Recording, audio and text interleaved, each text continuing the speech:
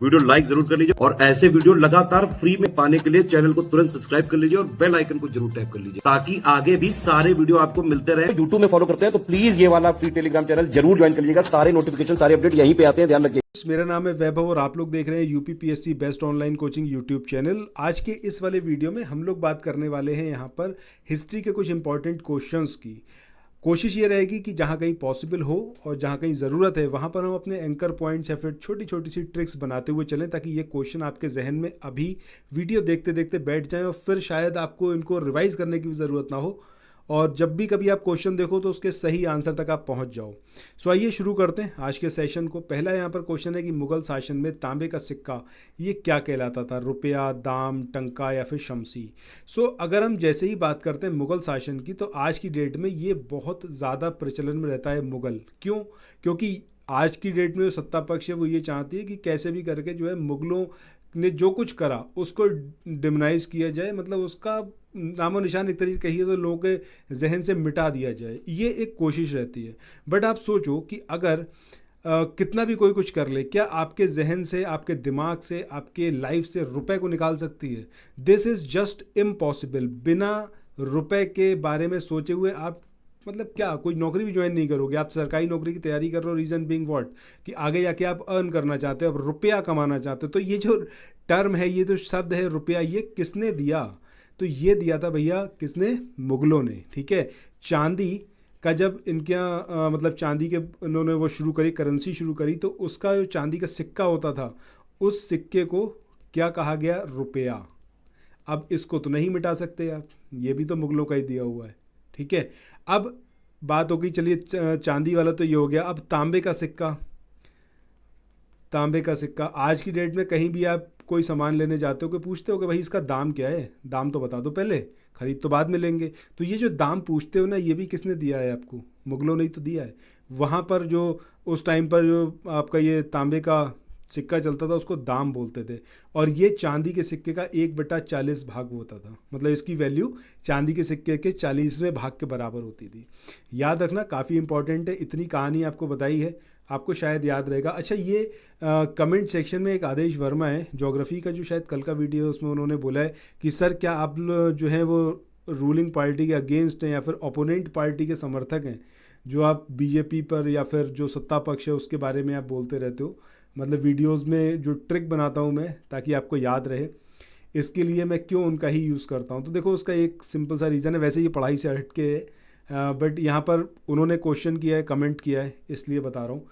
मेरी कोशिश ये है कि चीज़ें आपको याद रहें, कौन सी पार्टी रूल कर रही है, नहीं कर रही है, इससे क्या करना है। बाकी समझदार तो आप सभी लोग हैं, जो बातें मैं कहता हूँ कितनी आपको समझ में आती है तो आपको खुद भी पता होगा। ठीक है। बहरहाल इस सब के बारे में बात नहीं करते हैं। मतलब ये कोई बात नहीं है कि कौन किसकी पार्टी को सपोर्ट करता है, क्या करता है, क्या नहीं करता, उस सबसे कंसर्न नहीं। हमारी कंसर्न सिर्फ इतना सा है कि जो भी आप यहाँ पर पढ़ो वो आपको यहाँ के यहाँ याद हो, चाहे ट्रिक कोई सी भी लगे। ठीक है। चलो शुरू करते हैं नेक्स्ट क्वेश्चन से। इस क्वेश्चन की बात करें तो यहाँ पर पूछा गया है मध्यकालीन भारत के ऐतिहासिक स्रोतों में चकला, ये जो शब्द है इसका प्रयोग हुआ है। यह परगना के समानार्थी है, ये सरकार के समानार्थी है, ये सूबा और परगना के बीच की क्षेत्रीय इकाई था लेकिन सरकार के समानार्थी नहीं था, या फिर उपर्युक्त में से या फिर उपरलिखित में से कोई सही नहीं है। ठीक है। सो इसका सही आंसर हमारा क्या होगा? Option C. जब हम बात करते हैं कि इसकी सूबा और परगना इनके बीच की जो क्षेत्रीय इकाई थी इसको क्या बोला गया? इसको बोला गया चकला। बट किसके शासनकाल में? ये बड़ा इंपॉर्टेंट है। तो शाहजहां के टाइम पर क्या करा गया कि कई सारे जो परगने थे, इन परगनों को एक में वो कर दिया गया, कंबाइन कर दिया गया, मर्ज कर दिया गया और उस मर्जर को क्या बोल दिया गया? बोला गया आपका चकला। ठीक है। तो यहाँ पर ये सारे पॉइंट इसके बारे में याद रखने। अच्छा, जो हमने स्टार्टिंग में बात भी करी थी, मतलब इस वाले वीडियो में नहीं, इससे पहले वाले वीडियोस में, सो उसमें हमने मुग़ल जो पूरा उनका स्ट्रक्चर था, ठीक है, कि किस तरीके से शासन चलेगा, तो सबसे ऊपर आता था आपका सूबा। सूबा के बाद नेक्स्ट आती थी आपके सरकार। सरकार के बाद इसको फर्दर डिवाइड करते थे किसमें? परगना में। परगना के बाद गाँव आते थे, गाँव। शाहजहां के टाइम पर क्या हुआ? कई सारे परगना जो थे इनको कंबाइंड कर दिया गया, इनको जोड़ दिया गया और इनको एक नई इकाई दे दी गई, चकला। ठीक है। पूछा जा सकता है किसके शासनकाल में, तो याद रखिएगा शाहजहां के टाइम में। तो सही आंसर हमारा क्या होगा, ऑप्शन सी। इसके बाद अगला क्वेश्चन यहाँ पर है कि इसमें पूछा गया है आपसे कि मुगल चित्रकला के विषय में कौन सा कथन जो है वो सत्य है।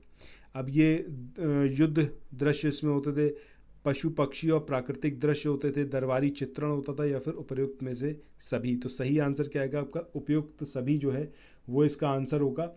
मुगल काल की जो चित्रकला थी उसमें आपको दृश्य से रिलेटेड जो युद्ध के दृश्य थे उससे रिलेटेड आपको चित्र उसके अंदर देखने को मिलेंगे। आपको देखने को मिलेगा उसमें पशु पक्षी और प्राकृतिक दृश्य। इसके अलावा अगर हम बात करें तो फिर आपको उसमें दरबारी चित्रण भी देखने को मिलेगा। तो ये सभी जो है उसका पार्ट हुआ करते थे। इसके बाद नेक्स्ट क्वेश्चन की तरफ मूव ऑन करते हैं। अगले क्वेश्चन की बात करें, पूछा गया है कि चित्रकला की मुगल शैली इसका प्रारंभ हुआ था। आंसर आएगा हमारा हुमायूं। जब हुमायूं को यहाँ पर हटा दिया गया था शेर शाह सूरी के द्वारा, तो ये फिर भाई निर्वासन का जीवन व्यतीत कर रहा था। जब ये निर्वासन का जीवन व्यतीत कर रहा था उस टाइम पर इसने 2 चित्रकार थे जिनसे मतलब सर्विसेज ली, जिनसे काम करवाया। एक था आपका मीर सैयद अली, इनके नाम ज़रूर याद रखना, बड़े इंपॉर्टेंट हैं ये, और आगे आने वाले कई सारे क्वेश्चंस में आपको ये देखने को भी मिलेंगे। और दूसरा नाम था आपका अब्दुस समद, ठीक है, अब्दुस समद। ये 2 चित्रकार थे जिनकी सर्विसेज ली किसने, हुमायूं ने। और एक नई चित्रकला जो थी उसका शुभारंभ हुआ, मुग़ल चित्रकला के नाम से इसको हम जानते हैं, और चित्रकला की मुग़ल शैली के नाम से हम जानते हैं। और ये दोनों ही फ़ारसी चित्रकार थे। ये कुछ पॉइंट हैं जो आपको यहाँ पर याद रखने हैं, ठीक है। इंपॉर्टेंट है। अगर आप लोग उत्तर प्रदेश पीसीएस की तैयारी कर रहे हैं, आप आरओ की तैयारी करना चाहते हैं, बीईओ की तैयारी करना चाहते हैं, इन तीनों एग्जाम की अगर आप तैयारी करने चाहते हैं तो स्टडी फॉर सिविल सर्विसेज के कोर्सेज को आप ज्वाइन कर सकते हैं कंप्लीट तैयारी के लिए। ये वन स्टॉप डेस्टिनेशन है, यहाँ पर आपको सब कुछ मिलेगा, जिसमें स्टडी मटेरियल रहेगा, टेस्ट सीरीज रहेंगी, पेड क्विज रहेंगी, सब कुछ आपको एक ही जगह पर मिलेगा। और ये सब कुछ सफिशिएंट होगा आपके एग्जाम को क्रैक करने के लिए, एग्जाम को निकालने के लिए। लेटेस्ट ग्रुप स्टार्ट हो चुके हैं और उन ग्रुप में आपको एडमिशन लेने के लिए सिंपली जो ये नंबर मैं आपकी स्क्रीन पर लिख रहा हूँ, इन नंबर्स पर आप कॉल कर सकते हैं। 8564880530 इस नंबर पर आप संपर्क कर सकते हैं। इसके अलावा 9696066089 इस नंबर पर कांटेक्ट कर सकते हैं, या फिर आप 7523864455 इन तीनों में से किसी भी नंबर पर कॉल करके आप हमसे संपर्क कर सकते हैं और ये लेटेस्ट ग्रुप जो है इसमें आप एडमिशन ले सकते हैं। बाद अगले क्वेश्चन की बात करते हैं। यहाँ पर पूछा गया है कि निम्नलिखित में से कौन जहांगीरी चित्रकार थे। अब इसमें अब्दुस समद तो हो नहीं सकते, इनको अभी हमने देखा है हुमायूं के टाइम पीरियड के थे, हुमायूं ने सर्विसेज ली थी। ना ही इसमें मीर सैयद अली होंगे, क्योंकि इन्होंने भी सर्विसेज किसको दी, हुमायूं को दी। जहांगीर के टाइम के अबुल हसन और अका रिज़ा ये दोनों थे। इनके अलावा अगर नाम याद रखना चाहें तो उस्ताद मंसूर का नाम याद रखिएगा, इंपॉर्टेंट है। एक नाम है आपका बिशन दास का, बिशन दास का नाम याद रखिएगा। एक नाम है आपका फारूक बेग। इन तीनों के नाम याद रखिएगा, ये भी इंपॉर्टेंट है और एग्जामिनेशन में पूछा जा सकता है। इसके अलावा एक नाम और याद रखिएगा, मनोहर का। आगे जो क्वेश्चंस आएंगे, जस्ट अ सेकंड, मनोहर, ठीक है, मनोहर, इनके नाम आपको याद रखने हैं। आगे क्वेश्चंस आएंगे तो उसमें आप देखेंगे कि ये सारे देखने को मिलेंगे आपको। तो सही आंसर हमारा क्या होगा। अगले क्वेश्चन की बात करते हैं। यहाँ पर पूछा गया है कि जहांगीर ने मुख्यतः निम्नलिखित में से किस कला को संरक्षण दिया। जहांगीर के टाइम पीरियड की बात करें या फिर जहांगीर की बात करें तो एक सिंपल सी बात है जो आपको सबको पता होगी कि मुग़ल जो चित्रकला थी, चित्रकला उसका स्वर्ण युग होता था, कहा जाता है इसके टाइम को, ठीक है, स्वर्ण युग। किसके टाइम पीरियड को, जहांगीर के टाइम पीरियड को मुग़ल चित्रकला का स्वर्ण युग कहा जाता है। तो ऑब्वियस सी बात है कि आंसर क्या होगा हमारा, ऑप्शन ए। एक पॉइंट और याद रखना है कि जहांगीर की जो आत्मकथा थी, तुजुक ए जहांगीरी, तो इसका जो पृष्ठ था, मुख्य पृष्ठ था, उस पर उसने एक चित्र जो था उसको लगाया था, और वो चित्र किसके द्वारा बनाया गया था, अबुल हसन के द्वारा। ये जो अभी हमने लास्ट क्वेश्चन था इसमें हमने बात करी थी कि अबुल हसन और अका रिज़ा ये 2 इम्पॉर्टेंट चित्रकार थे, ठीक है, जहांगीर के टाइम ड्यूरेशन के। सो उसमें से अबुल हसन जो था उसने जहांगीर की जो आत्मकथा है उस पर जो चित्र अंकन है, मतलब चित्र जो उसके ऊपर पेस्ट है सबसे पहले पेज पर, मुख्य पृष्ठ पर, तो वो चित्र जो है अबुल हसन के द्वारा ही बनाया गया था। इसके बाद मूव ऑन करते हैं अगले क्वेश्चन पर। इस क्वेश्चन में पूछा गया है यहाँ पर कि पहाड़ी school, Rajput school, Mughal school और कांगड़ा स्कूल निम्नलिखित में से किस कला के विभिन्न शैलियों को प्रदर्शित करते हैं।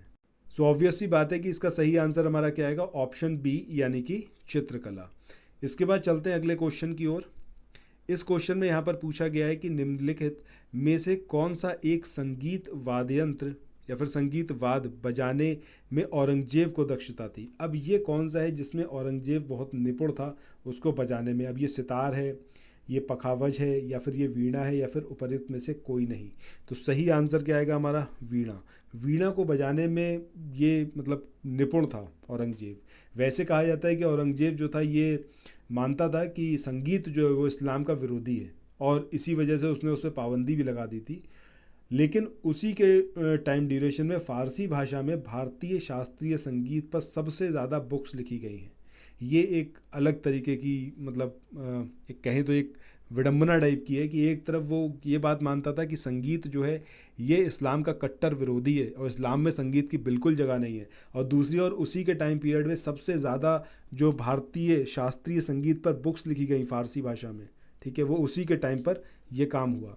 औरंगजेब संगीत का विरोधी तो था ही, लेकिन उसके बावजूद वो खुद अगर उसको देखें तो वो वीणा बहुत बेहतर बजाता था। तो सही आंसर हमारा क्या आएगा, ऑप्शन सी।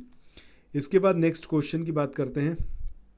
इस क्वेश्चन में यहाँ पर आपसे पूछा गया है कि तानसेन हो गए, बैजू बावरा हो गए और गोपाल, ये जितने भी लोग हैं, ठीक है, इनके बारे में आपको ये बताना है कि इनके जैसे जो संगीतज्ञ थे इन्होंने स्वामी हरिदास से प्रशिक्षण प्राप्त किया था। स्वामी हरिदास के अनुयायियों ने कितने संगीत अर्चना केंद्र स्थापित किए। अब ये 5, 4, 3 या फिर 2। तो सही आंसर हमारा क्या आएगा, ऑप्शन ए यानी कि 5 संगीत अर्चना केंद्र ये इस्टेब्लिश करे जो स्वामी हरिदास के अनुयायी थे। अब यहाँ पर कुछ एक इम्पॉर्टेंट पॉइंट है जो आपको पता होने चाहिए। स्वामी हरिदास की बात करें तो व्रज भाषा में इन्होंने बहुत सारे ध्रुपद की रचना करी।